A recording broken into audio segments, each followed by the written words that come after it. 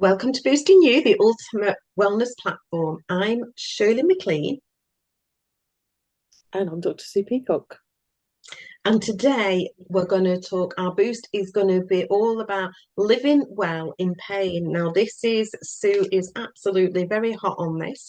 It's all about understanding compassion and self-care.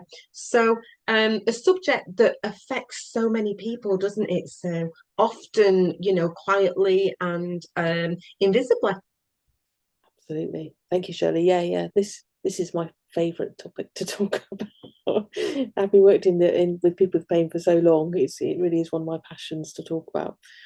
I think pain is one of those probably the most misunderstood health experience, isn't it? And chronic pain or persistent pain, depending how you call it, isn't just about the body, is it? It affects our nervous system, our emotions, our relationships, our identities. There's just so much to it. Yeah, absolutely. And I think for many people as well, it's exhausting, isn't it? Having to explain pain to others, really.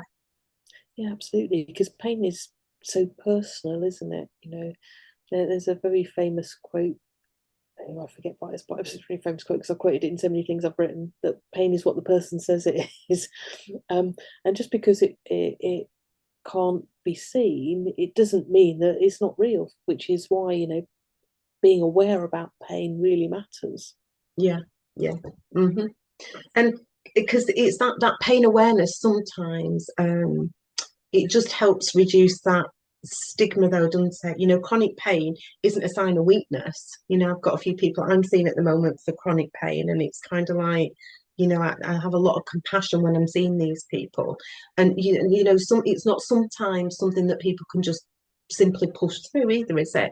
Long-term pain sensitizes that nervous system, keeping that body in a constant state of alert, isn't it? So the body's stuck in survival mode.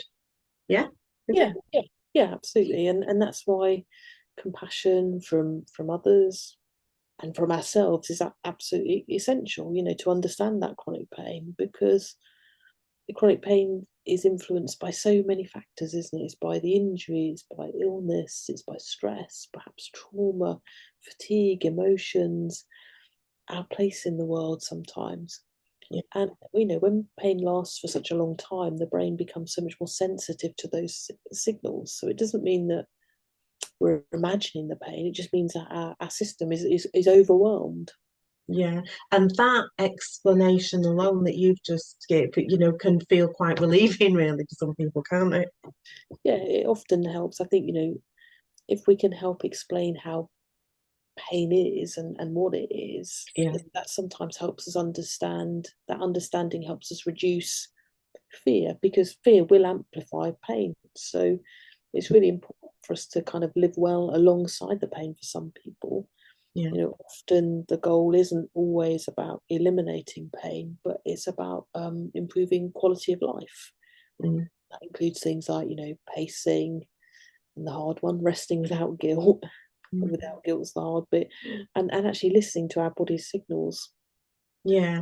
And that can be hard in a world that, values pushing on all the time, Yeah, doesn't it? absolutely. Yeah. We're in that kind of driven kind of world, aren't we? So it's really hard. But if we push through the pain, that will often increase flare-ups. And I think it's about gentle consistency, because that works better than extremes, because then we can build on that consistency. Mm, So if we think about some practical sort of self-care strategies, we can do things like pacing.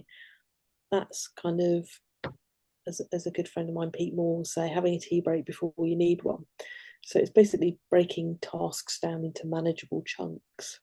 Um, Movement is always brilliant. I don't even say exercise, it's about movement. It doesn't matter what it is, it's stretching, walking, maybe a little bit of swimming, or just doing your exercises in the pool because it's a little bit easier. yeah. It could be, dancing around the kitchen with your kids. It doesn't matter what it is, it's just movement that you enjoy doing.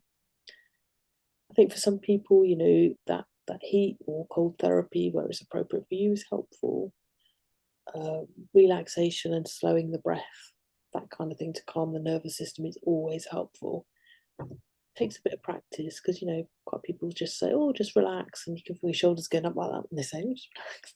So it is a skill. It does take time to practice and master that. And I think also a really good thing is seeking the support from other people who kind of understand, but not in that horrible pain competition way, but people who genuinely understand and want to support you, because that's a bit easier than coping on your own. Yeah, that's so much more kinder, isn't it? That approach. Yeah, I think kindness can be therapeutic, can't it, really? It's that kind of emotional side of the Yeah, pain, yeah. because chronic pain will often bring grief, for lost abilities, lost identity, lost plans. I think sometimes acknowledging those feelings is part of the healing. So emotional pain, that deserves space too, doesn't it?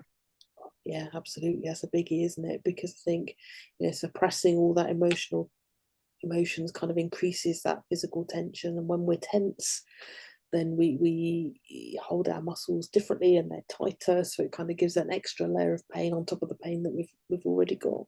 Yeah, yeah. So, we can do little things like, grounding, for example. So if we should have a little practice, should Yeah, we why do not? Yeah, that? absolutely.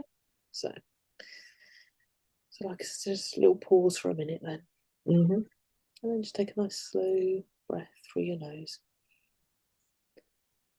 and out through your mouth, letting your shoulders soften. And say quietly to yourself, I'm allowed to care for my body without guilt.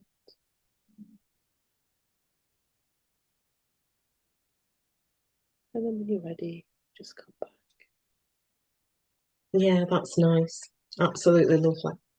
So it's surprising, isn't it? Because just to reset like that in a minute, well, a couple of seconds, And it yeah, absolutely, you can just feel your whole system calm down. It's like when you drop your door, isn't it? yeah, absolutely. It's just just one tiny thing can just make such a difference, doesn't it?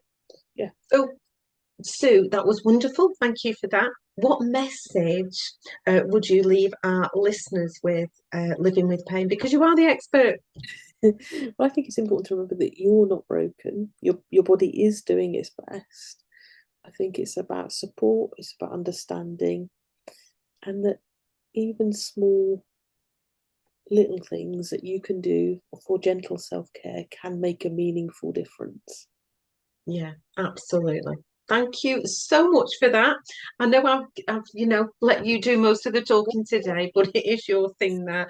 And thank you everyone to listening to these Boosting News. We're really excited to show up live with you as well. So be gentle to yourself for today. And for now, it's bye from me.